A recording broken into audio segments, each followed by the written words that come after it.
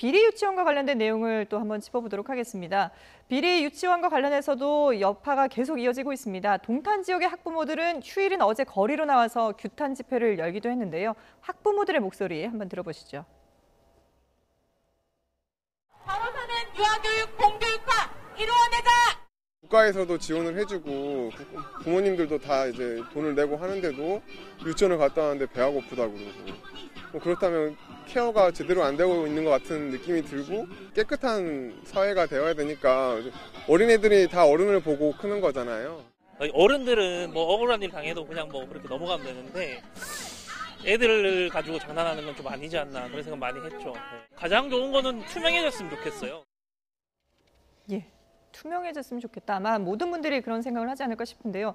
근데 뭐 학부모들이 가장 분노하는 점이 유치원에 보내기 싫어도 보낼 수밖에 없는 상황이지 않습니까? 그만큼 이제 공립 유치원이 모자라기 때문에 사립 유치원을 보낼 수밖에 없는 그런 한계가 있는 건데 지금 현재 국공립 유치원의 현황이 어느 정도길래 이런 문제가 생기는 걸까요? 네, 지금 보면은 전국에 9,987개 유치원이 있는데요. 예. 9,897개 정도가 있는데요. 그중에 사립이 4,291개고 국공립이 4,696개로 나타나 있습니다. 예. 그러면 숫자로 보면은 큰 차이가 안 나는 것처럼 보이지 않습니까? 그렇죠. 근데 문제는 4명 중에 유치원 원아들 4명 중에 3명이 사립 유치원을 다닙니다. 75% 정도죠. 네. 왜 그러냐면 그 숫자는 비슷하지만 국공립 유치원은 보통 시골 지역에 있어요. 예. 그리고 도심 지역에는 이제 사립 유치원이 있단 말이죠. 그러다 보니까 원화 수는 저렇게 3배 정도 차이가 나는 겁니다. 예. 그러다 보니까 실제로는 이 도심 지역에서 국공립 유치원을 보내고 싶어도 없어요. 지금 말씀드린 대로. 네네. 그래서 사립 유치원을 보낼 수밖에 없는데 그렇다면 사립 유치원을 투명하게 회계 시스템이라든지 내지는 또 운영 시스템이라든지 이런 것들을 갖춰놔야 되는데 그런 것을 갖춰놓지 않고 거기를 보낼 수밖에 없게 만드는 네. 교육 당국 예. 여기에 대해서 학부모들이 지금 분노하고 있고 예. 그래서 거리로 지금 쏟아져 나오고 있는 것이죠. 유치원 개수는 비슷하지만 이 유치원에서 원화를 수용할 수 있는 규모와 시설이 이제 차이가 상당히 나기 때문인데요.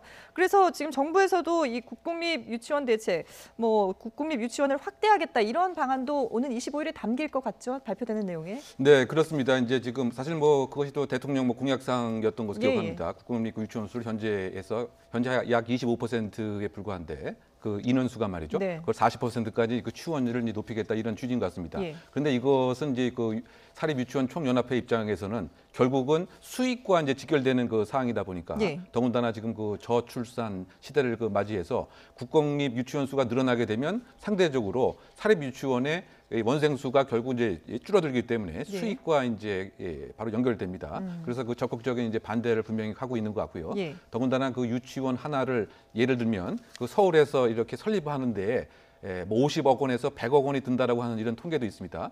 그만큼 이제 본인들은 거기에 대한 시설 투자 또 필요한 경우에 대출까지 받아서 하는데 네. 국공립 유치원이 많아지게 되면 내가 이미 투자한 것은 손해가 나지 않느냐 이것에 있어서 적극적으로 그 반대를 하고 있고요. 네네. 또 그 작년 재작년에도 계속 반대를 했습니다. 더군다나 이제 25일 날 어떠한 발표가 있는가에 따라서 이 사립 유치원들의 어떻게 본다면 여러 가지 불이익이 있기 때문에 예. 더 나름대로의 강력하게 강력하게 대응하는 이런 상황이 아닌가 생각이 됩니다. 예. 근데 지금 유치원뿐만 아니라 어린이집에 대해서도 네. 조사를 하게 되고 이제 전수조사가 들어가게 되는데 구체적으로 어떤 내용들을 살펴보는 걸까요? 지금 어린이집도 이제 문제가 있다는 것이 드러나고 예. 있으니까요. 마찬가지로 전수조사를 한번 해보겠다는 겁니다. 네. 그래서 이제 어린이집은 먼저 어떤 것이냐면은 그 22일부터 이번 22일부터 12월 14일까지 말이죠. 네. 보건복지부가 그 지방자치단체하고 같이 합동으로 집중 점검을 벌이기로 했어요. 예, 예. 그래서 먼저 이제 보육 통합 정보 시스템, 회계 프로그램 이런 것들을 살펴보겠다는 것이고요. 네. 그다음에 이제 보육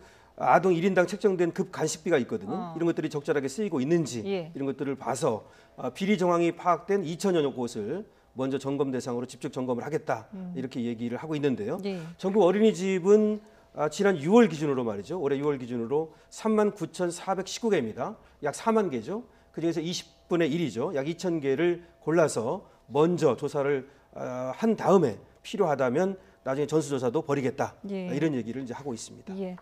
뭐 사립 유치원이든 어린이집이든 이 어른들의 욕심을 채우는 공간이 아니라 정말 우리 아이들의 보육과 교육이 적절하게 이루어질 수 있는 그런 공간으로 다시 태어나기를 기대를 해보겠습니다.